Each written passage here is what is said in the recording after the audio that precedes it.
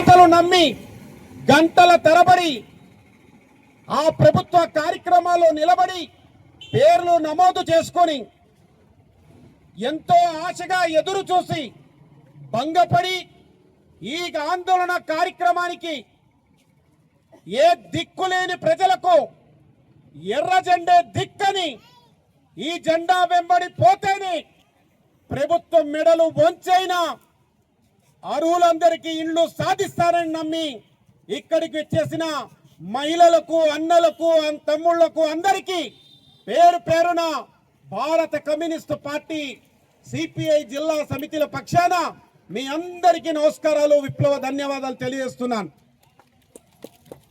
మీరు ఇంతకు ముందు మాట్లాడిన మన నాయకులు మీకు వివరించి చెప్పడం జరిగింది.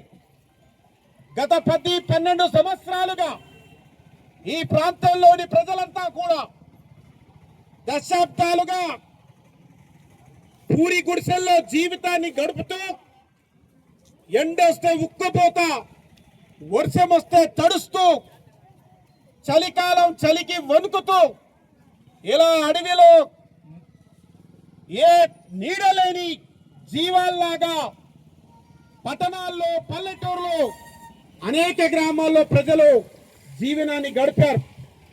కానీ రాష్ట్రంలో ఉన్నటువంటి ప్రభుత్వం ఈ సమస్యను పరిష్కరించాలని ఇంద్రమ్మ గృహాల పేరుతో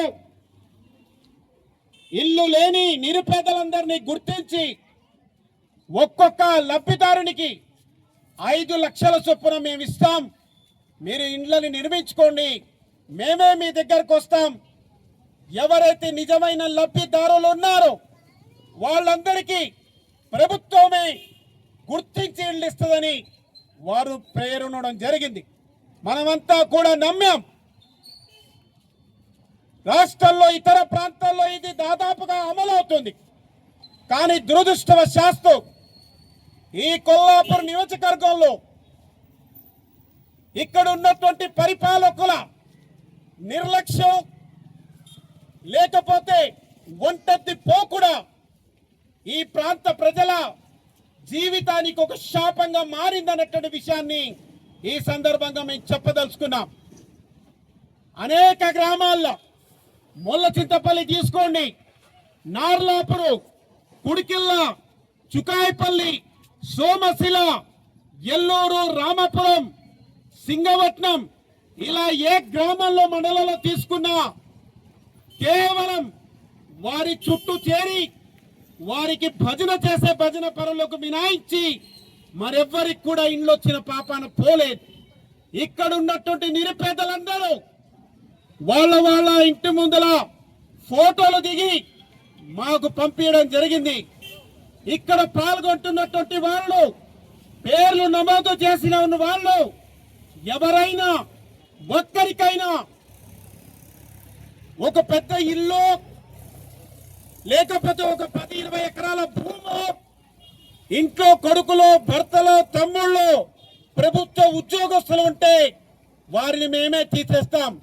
కానీ మీ ప్రభుత్వ యంత్రాంగం, మీ పార్టీ కార్యకర్తలు ఈ నిజమైన లబ్ధిదారులను గుర్తించడంలో కావాలని దారుణమైన విఫలం చెందారు. మీరు ఫెయిల్ అయ్యారు. ఈ ఎంపిక చేయడంలోని ఈరోజు సిపిఐ జిల్లా సమితి భావిస్తా ఉంది. అందుకే గౌరవ మంత్రివర్యులను మేము డిమాండ్ చేస్తున్నాం, మీరు మరోసారి మీ కార్యకర్తల పైన మీరు గుడ్డిగా నమ్మకం పెట్టుకోకండి. ప్రభుత్వ అధికారులకు అధికారాలు ఇవ్వండి. వాళ్ళు స్వేచ్ఛగా గ్రామాల్లోకి వెళ్ళి అసలు కథ ఏమిటో తేలుస్తారు. ఒక పక్క ఒక రాష్ట్ర మంత్రి అంటారు ఈ ఇంద్రమ్మ గృహాలలో ఎక్కడైనా అవినీతి జరిగితే ఆ సంబంధిత ఎంపీడీఓను, ప్రభుత్వ అధికారులను అప్పుడప్పుడే సస్పెండ్ చేస్తామని చెప్తారు.